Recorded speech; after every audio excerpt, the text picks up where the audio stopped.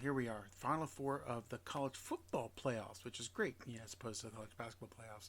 And boy, howdy, does Ohio State look good. I apologized to start the show off as to whatever Michigan did to piss off Ohio State and make them just destroy teams. They embarrassed Tennessee and made Oregon look like a JV team. We break down the Notre Dame over Georgia game, and why all four teams with byes lost. Was it because of the rest versus the rust, or just because they lost to better teams? Don't know. We talk about it. If you like what we're doing, don't forget to like and subscribe to us. We're on Facebook, we're on Instagram, we're on Blue Sky, we're on YouTube. Wherever you find your podcast, like and subscribe, give us a comment.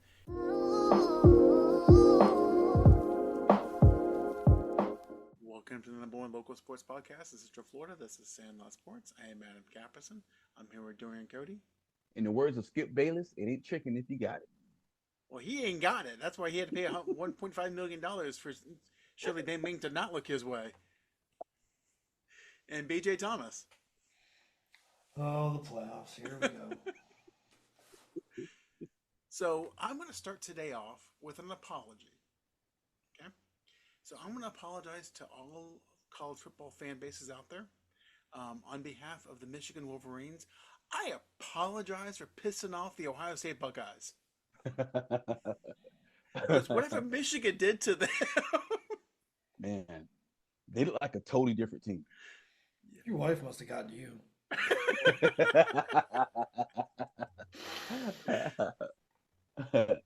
Man. First, so answer me this, guys. So is Will Howard at least a second round quarterback? Does he come with Emeka Ibuka and Jeremiah Smith? Unfortunately not. Then no. Okay. All right.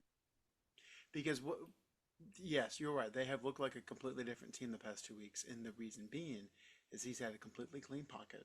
He's been able to drop back, and teams, for whatever godforsaken reason, have decided to play Jeremiah Smith and Emeka Ibuka one-on-one.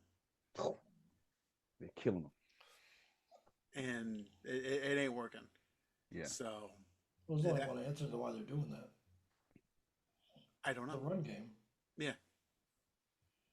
The run game's been gashing them. I mean, if there's no running back, there's no need to not double team. No.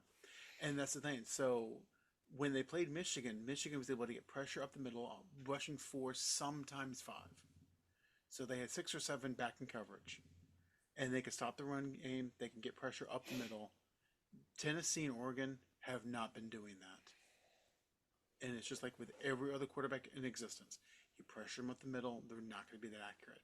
If you give them time, especially at this level, they are going to eat you alive, especially when their wide receivers are that good. Yeah. So basically, Ryan Day. So let's say Ryan Day wins the national championship, right? Like, does he deserve less criticism because he won a national championship? No, he's still the head coach of Ohio State. Fuck him. Because ESPN, excuse me, they say otherwise. They said if Ryan Day wins that championship, everybody just needs to shut up. Well, okay, so here's the thing. So if Ryan Day is able to win the next 2 games, he will be a national championship winning head coach. That fact is undeniable. He will still be 1-4 against Michigan. Now, the national media will say the national championship is the end-all be-all, which, yes, sure. Those fans in Columbus, they don't care. They are unique, and they're singular focus on one game. They're not unique. They're amoebas. They're rust-covered, slush-covered amoebas.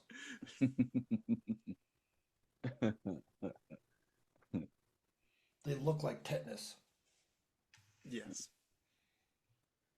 But, I mean, they came out and just surprised Oregon. Yeah. Oregon came in thinking it was going to be like the game up in Eugene back in October, where it went back and forth, and they would come out in the end. And Ohio State come in and just knocked them out cold in the first quarter, and the game was Yeah, over. yeah, yeah. Um, yeah, and I think too, Oregon's defense got overwhelmed because those two receivers that Ohio State has, especially Jeremiah Smith, he's a man among boys. Like you can't, it's like you can't play you can't play him one on one, but they did anyway. And then they were like, Dan Lanning, maybe he was thinking, okay, all right, like I don't know what he was thinking, but it's like after Jeremiah Smith caught those two, I think he caught two deep balls. I think one was in a touchdown and one was like at the 10 or whatever. You have to put a safety over Jeremiah Smith. Like you got to pick your poison, right? Would you rather get cooked by what?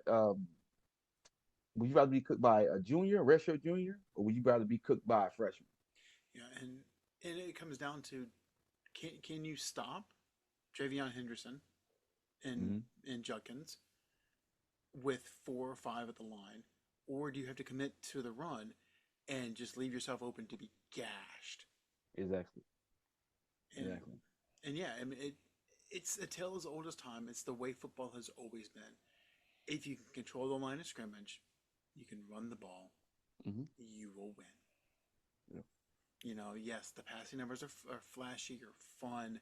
Watching, wide receivers run up and down the field, that's great. But they can only do that if you can control the line of scrimmage and you can run the ball. Mm-hmm. I mean, no better case than that than the Georgia game. Mm. I mean, it has been a while since I've seen a Georgia team be dominated on both sides of the line of scrimmage like they Yeah. were the other day. Yeah. Notre Dame got the big uglies, man. There's some big boys on the offensive line. Yeah. But normally, Georgia and the SEC in general will overpower the other schools. Yeah. And it just has not happened this year. Yeah. And I know the natural conversation is, well, the SEC is dead and the Big Ten's coming. Like, no, guys, shut up. Okay. It's been 2 years. And let's not forget that the SEC had a team in the semifinals last year, has a team in the semifinals this year. Okay, so just everyone just calm down. The SEC is still good. The Big Ten's still good. Okay, this things just happen.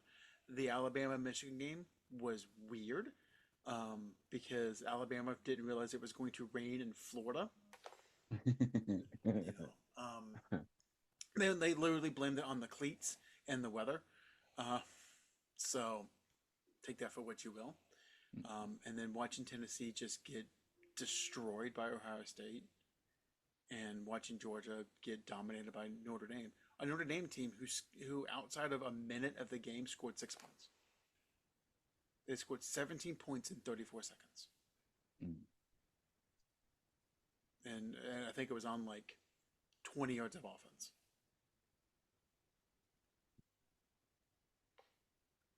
Mm. Mm.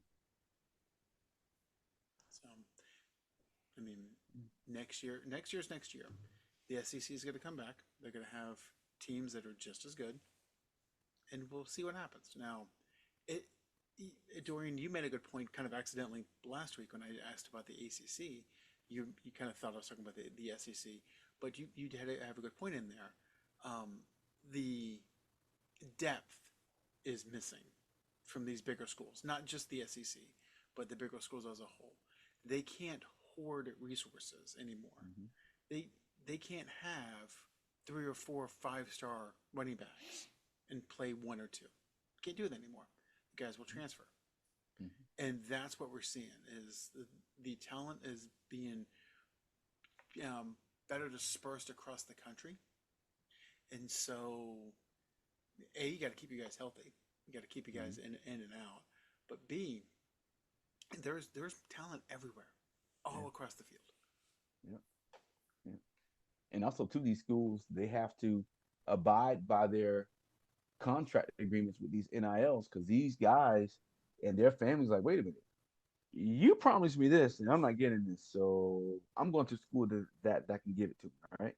Because Well, we what start to hear a lot of people transferring because the universities the universities isn't capitalizing on the things that they said they were going to give to these students or these I should call them student athletes, these players, these semi-pro Well, they're still professionals, right? technically student athletes. I mean, we can. Yeah, I mean, more yeah, they're more athlete students, but they're yeah. technically student athletes. Athletes, yeah, I like that. Um, Athlete students. but what you're also seeing is because the schools cannot be involved with the NIL. They can have their name there, but the schools cannot be involved in paying the NIL. It's all boosters. It's all guys behind the scenes. Right. It's all, for lack of a better word, slime balls that promise these kids things. Yeah. These kids are 18 years old. They're not. They don't understand how the world works and how someone can really take advantage of them. So, like the guy Brashada that went to Florida and then he went to Arizona State and then Georgia. Mhm. And now he's back in the portal. Yeah. Okay, I believe at least the first one, there was nothing signed. It was all a handshake agreement. Yeah. Yeah. And the Nevada quarterback, same way. It was a handshake agreement. Yeah, we'll pay this. When they don't pay, it's like, well, I never agreed to anything. Mhm. And so you're seeing a lot of that too, because it's all skeezy and slime bally behavior. Um, but yeah, you're right. So if a running back is promised playing time and goes to Georgia, for example, and doesn't get it because the guy ahead of him is better, he's just going to leave. Doesn't give a crap. Mhm. Especially when these contracts are 1 year contracts. The NIL deals are sometimes the length of stay of the college, but their scholarships are 1 year scholarships. That's Yeah. it.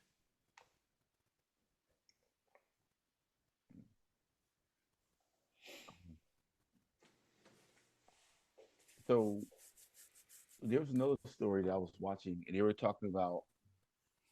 Oh well, yeah. So they were talking about Arch Manning. So Arch Manning is waiting until I guess after national championship to decide if he's going to go into the portal. It depends on if Quinn Ewers if he decides to go into the draft. So a expert said that Quinn Ewers right now because his they said that he didn't have a from a scouting point of view he didn't have a good year. So they're suggesting that he goes back to Texas. If he goes back to Texas, Arch Manning is leaving. Okay, we'll get to the Arch Manning piece in a second, but if you were an NFL GM right now, would you Mhm. rather have Quinn Ewers or Jalen Milrow? Trade the pick and pick next year. I was Yeah, gonna say that's Trade for mm. Joe Milton. I, Joe Milton look. I he mean, he looked looks good. solid. He looks He looked good. like he could actually put touch on the ball now. Yeah. And I asked that question specifically because during the bowl game that Alabama played against Michigan, they said that Milrow was the number 3 quarterback prospect in this draft. Ugh, that He not is. drafting a quarterback. That's, I heard that. I'm that's like, tough. wow, it is not a deep draft at all. Right. So they got Milrow over. There was another quarterback that's coming out. Can't think of the young man's name. Yeah, it's Sanders, Ward, Milrow is the order the ESPN had. Oh, because they had on one I saw. I think they had Howard as the third one. Uh, It switches. yeah, again, is Howard coming with Ibuka and Smith? Because if so, then that's a conversation. If he's not, then he's going to become Kansas State Will Howard from last year. Now, and realistically, if he goes pro, and I know there's been some conversation about it, the guy that I would pick above all of the quarterbacks is Kyle McCord. You would take Cal McCord over Dylan Gabriel. Damn right I would. He's taller. Oh yeah, what is McCord? 6'4", 6'3"? Yeah, McCord is 6'3". Gabriel's 5'9". He is. Yeah, Oh, so he probably couldn't see over them Ohio State defensive linemen. That's why he got his head well, I tickled. mean, just saying.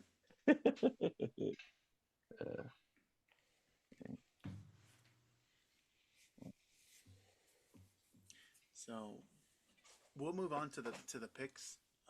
and then we'll move on to the NFL. So let's actually make our picks of these upcoming games. So the first game, as of right now, is Notre Dame and Penn State, and as of right now, it's scheduled for Thursday. And I say that because there's some conversation about moving some games around due to the weather, because apparently they didn't realize it'd be cold in January. So go figure. So Notre Dame against Penn State. Notre Dame's a 1.5 favorite. James Franklin will be James Franklin at some point. I'm going with Notre Dame. Dorian? I'm gonna go with the Irish. Yeah, I think that's the better pick. I think Notre Dame's defense is better, and James Franklin's going to do something stupid. Okay. The next game is currently scheduled for Friday. This game is supposed to be a neutral site game. It's Ohio State and Texas playing in the Cotton Bowl. Oh God, that's a home game for Texas. Currently playing in the Cotton Bowl. There is some conversation that the game will be moved due to the storm to the Rose Bowl. So just chatter. What kind of storm are we talking about here? The Arctic blast that's coming through, it's supposed to The hit Texas blizzard. pretty bad. A blizzard in Texas? Yeah. I thought we were playing football. I don't disagree with you. I'm just telling you what they're saying. I don't know what the hell's going on anymore. I don't know. Everybody's become pansies. So, I mean, it's football. Yeah. As long as there's no lightning, you play football. Yep. Rain, sleet, snow, don't matter. Yeah, this is all confusing to me. I don't know what I'm watching anymore. So, BJ, Ohio State's a 6-point favorite. Texas. Any reason why? They're not Ohio State. Good enough answer. Just picking out of pure hate. I mean, I don't have any analysis or analysis or anything special of that nature. Just hate.